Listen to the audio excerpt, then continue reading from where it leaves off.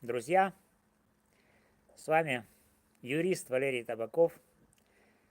Сегодняшний прямой эфир об истории партии «Свобода» и ее бывшего члена Ирины Фарион как гнойниках этнонациоцентризма, антилиберальной мерзости и пособничества хаосу против Украины. Всеукраинское объединение «Свобода» – это не просто партия, а зловонный рассадник ксенофобии и ненависти, который десятилетиями отравляет украинское общество своей этно-нациоцентристской идеологией. Основанная в 1991 году как социал-национальная партия Украины, СНПУ, она изначально представляла собой сборище маргиналов, чьи лозунги и символика вроде рунического знака «Идея нации» откровенно воняли фашистским духом 1930-х годов.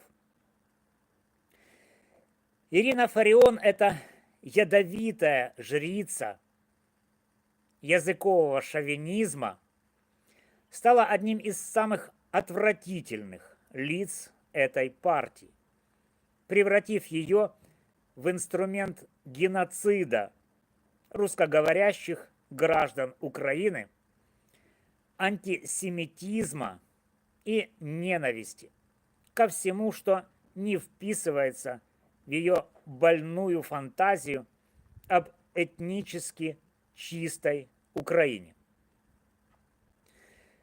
В этом стриме мы, друзья, разберем историю этой гнусной шайки, ее идеологическую гниль и приведем факты, демонстрирующие, как их действия, включая поддержку языкового закона, противоречащего Конституции, подрывают Украину не меньше, чем российские оккупанты.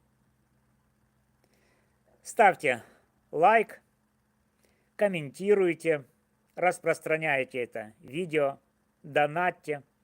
Вперед! Как двигалась свобода? СНПУ, из которой выросла свобода, с самого начала была клоакой радикалов вроде Андрея Порубия и Юрия Михальчишина, чьи связи с неонацистскими группировками вроде «Патриота Украины» ни для кого не секрет. В 1990-е они маршировали под лозунгами «Украина для украинцев». А их лидеры, включая Олега Тягнебока, открыто призывали к этническим чисткам.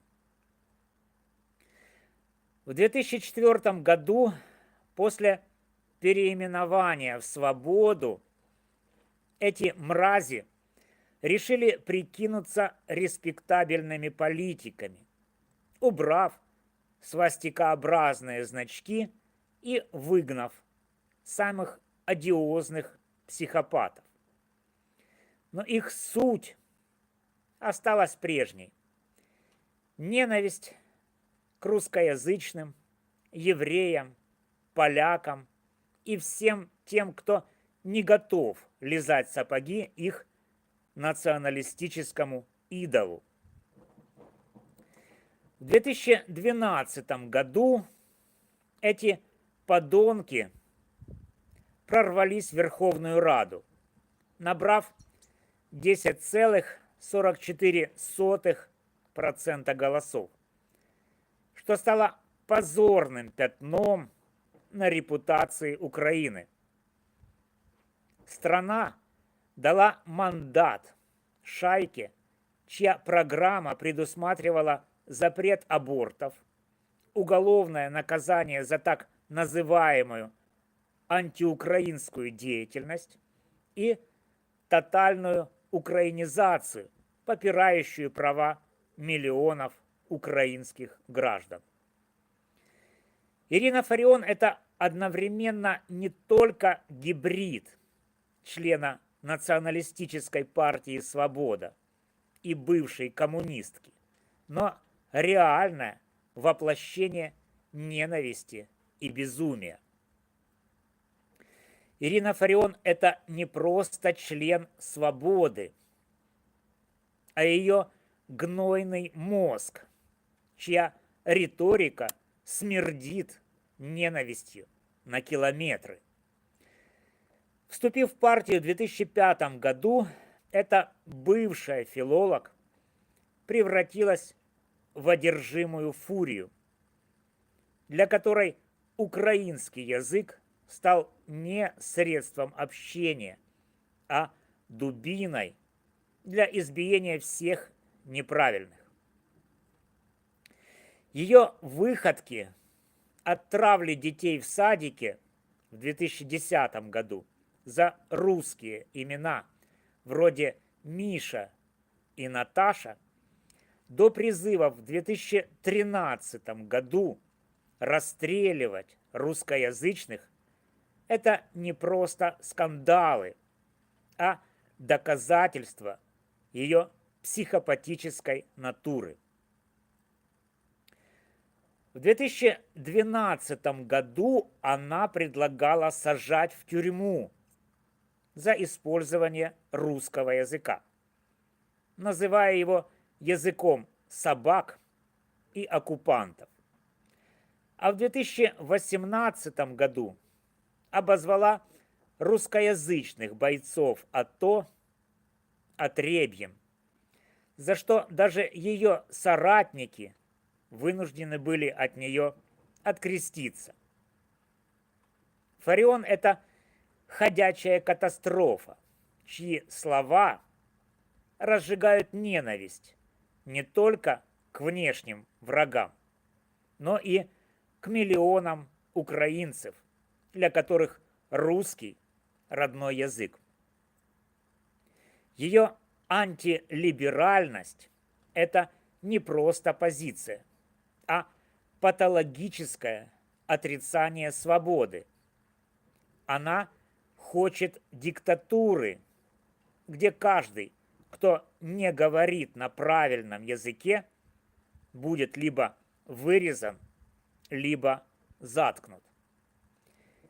Ее мечта – это не демократическая Украина, где реализован принцип равноправия граждан, независимо от языка и этнического происхождения, а Украина как концлагерь для всех, кто не соответствует ее бредовым шовинистическим стандартам. Теперь о языковом законе, который, по сути, является плевком в Конституцию и права граждан. Одним из самых мерзких достижений свободы и Фарион стало лоббирование закона об обеспечении функционирования украинского языка как государственного, номер 5670-Д, принятого в 2019 году. Этот закон не защита языка, а инструмент дискриминации и шовинизма, который свобода проталкивала еще с 2010-х. Он обязывает всех граждан использовать украинский язык в публичной сфере, вводит штрафы за неправильное общение и фактически объявляет войну русскоязычному населению. Но вот что делает эту пакость еще отвратительнее. Закон прямо противоречит статье 10 Конституции Украины, которая имеет высшую по сравнению с этим законом юридическую силу. Статья 10 Конституции Украины гарантирует свободное развитие, использование и защиту русского и других языков национальных меньшинств. Свобода и Фарион плюнули на эту норму, протащив закон, который превращает миллионы людей в граждан второго сорта, попирая их права ради своего этно-нациоцентристского угара. Это не защита наций, а ее разрыв на куски. И все под радостные вопли Фарион о победе над москалями. Вы думаете, что русский мир и члены партии «Свобода» – это антагонисты? Нет, друзья. Это, по сути, члены «Свободы» – это открытые идеологические пособники Кремля. Кто по глупости, а кто и по умыслу. Идеология свободы якобы антироссийская, но давайте посмотрим на факты.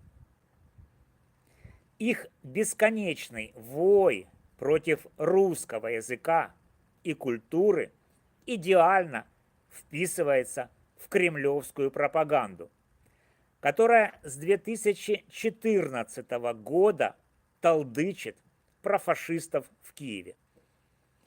Когда в 2014 году Фарион предлагала отменить региональный статус русского языка, это подлило масло в огонь сепаратизма на Донбассе, где люди, напуганные ее бредом и российской пропагандой, брались за оружие.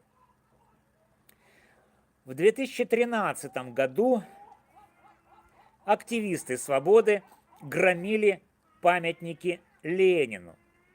Ленину, разрушившему Российскую империю, что Москва тут же использовала как доказательство бандеровского беспредела. Их радикализм сыграл на руку Путину лучше, чем любая пятая колонна. Россия, благодаря «Свободе», получила повод для аннексии Крыма и войны на востоке Украины, ссылаясь на угрозу русскоязычным от таких выродков, как Фарион. Прямых доказательств сотрудничества с Кремлем нет. Но их действия – это либо идиотизм высшей пробы, либо скрытая работа на врага. В 2015 году Тягнебок встречался с одиозным олигархом Коломойским, чьи связи с Россией до сих пор вызывают вопросы. А в 2017 году «Свобода» поддерживала блокаду Донбасса, что парализовало экономику Украины, но не тронуло оккупантов. Это, друзья, не борьба с русским миром, а его вольное или невольное подпитывание под видом патриотизма. Теперь о лицемерной поддержке и подлом подкопе «Свободы» под Евромайдан. На Евромайдане «Свобода» пыталась примазаться к протестам, но их участие было ядом для движения. Тягнебок размахивал кулаками на сцене, а боевики свободы, но их цели были далеки от демократии. Они хотели не Европы, а своей диктатуры, где Фарион могла бы расстреливать всех несогласных.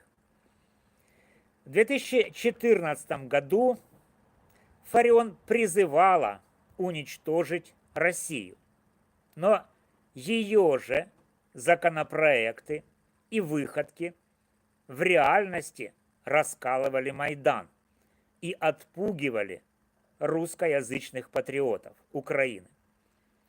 Их антилиберальная гниль, ненависть к ЛГБТ, левым и свободе слова шла и продолжает идти вразрез с духом Евромайдана, который был за права, за равноправие всех граждан Украины, а не за шовинистический террор.